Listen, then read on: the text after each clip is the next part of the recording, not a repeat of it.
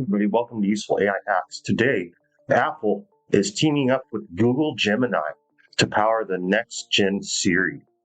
And Google adds a personal intelligence to Gemini, pulling context from your Google apps, if you allow it to. And then Anthropic, well, I'm sure you probably heard of this. It's all over YouTube and everything. Anthropic launches Claude Cowork. So it's a general computer agent for everyday tasks. And California opens a probe on XAI's Grok over AI-generated CSAM deepfakes. So what is CSAM? Child sexual abuse material. And they're also diving into their deepfakes. Governor Gavin Newsom is checking into it. And then Microsoft pledges to pay full electricity costs for AI data centers, rejecting local tax breaks. Let's get right into it. So it was just announced that Apple has confirmed a multi-year collaboration with Google to use Gemini models for its more personalized Siri and future Apple Intelligence features, while keeping processing on device via private cloud compute. So what's going on about this? Well, iPhone's brain is getting a Google upgrade, essentially. After months of rumors, Apple and Google issued a joint statement saying that Apple's next Apple foundational models will be based on Gemini for upcoming Siri and Gen AI experiences. And that's coming this year. This multi-year deal, Apple determined Google's tech was the most compatible foundation for its models. And Apple Intelligence will continue to run on device and on Apple's private cloud. The report suggests that Apple could pay around $1 billion per year. However, the full terms have not been disclosed. Current iPhones still have direct ChatGPT access for now, but that might change with this new deal with Google Gemini. Google Gemini can now pull context from the rest of your Google apps if you let it.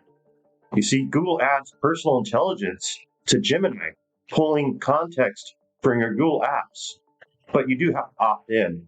You're automatically opted out for starters.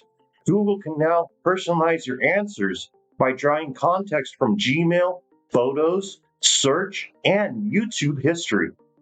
Rolling out to the US for AI Pro users and Ultra subscribers, with granular controls and a try again without personalization option if you don't like what it's throwing out to you.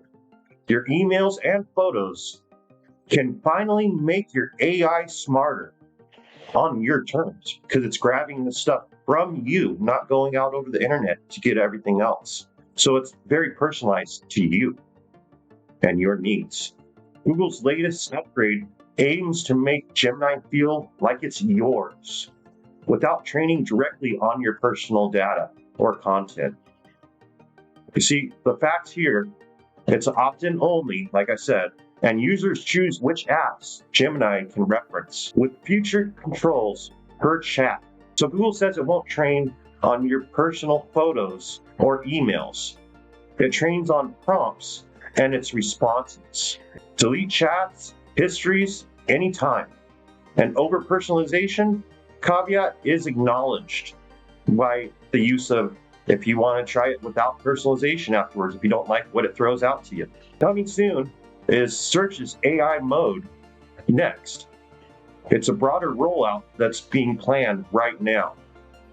Anthropic launches Claude Cowork, a general computer agent for everyday tasks. An AI that actually does the desk work for you.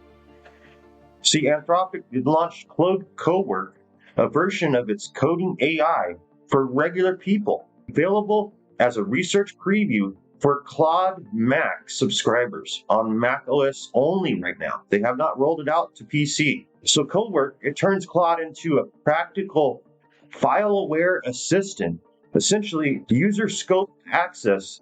Claude can't see beyond the folder that you grant it. It's much like Google Gemini's latest rollout with Notebook LM. Very similar, I would say. They can queue up multiple tasks, support connections like Canva, any other connections that you attach, and also handle web navigations via a plugin. So Anthropic warns that Cowork can take destructive actions, however, like deleting files.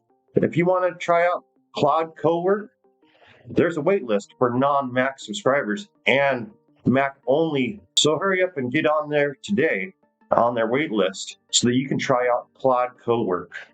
Tell us in the comments what you think about it.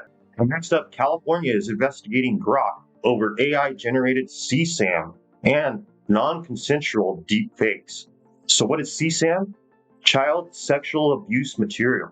And it seems like Grok is plagued with it over all the other AI systems. However, OpenAI did just release an adult platform allowing it to generate some CSAM incidents also.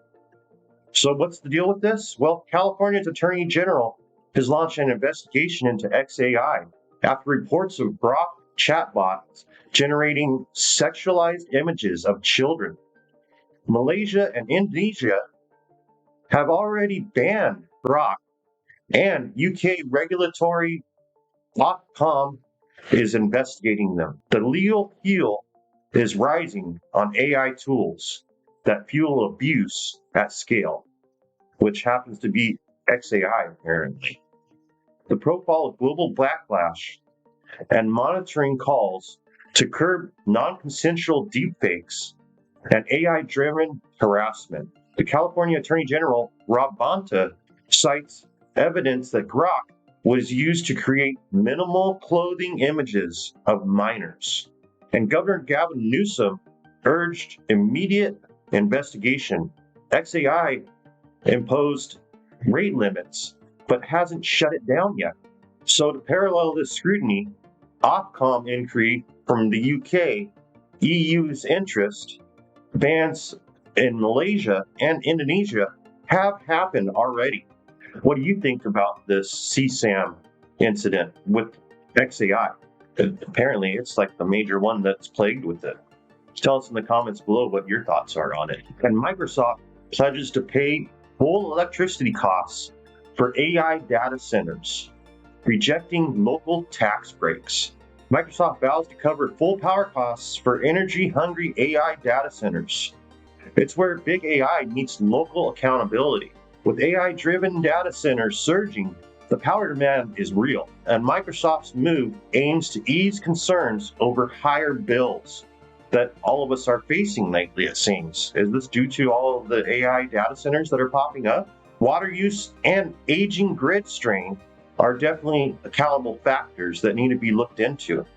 Data center electricity demand could be more than double by 2030. We're talking 945 terawatt hours. The US may drive nearly half of growth, and US transmission infrastructure is aging, often more than 40 years old. It's intensifying reliability worries, that's for sure. Communities have cited noise, water consumption, and utility rate impacts as key objections for all of these data centers that are popping up. What are your thoughts? Do you live near one of these new data centers that are popping up?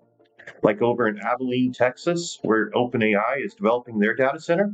Tell us in the comments below what your thoughts are on all of these data centers that are popping up.